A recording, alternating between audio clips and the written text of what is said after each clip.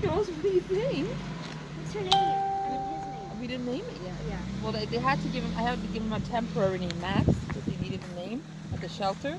So you guys give him a name We then. can keep him Max if you want. No, we already had a Max.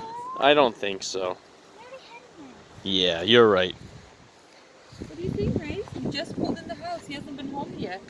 You want to bring him home first? Well, I have to get my backpack. We'll get that out. I'll get your backpack. It's heavy. But I did all my homework on there. Good. Let's see your faces, girls. Let him. He might have to go potty.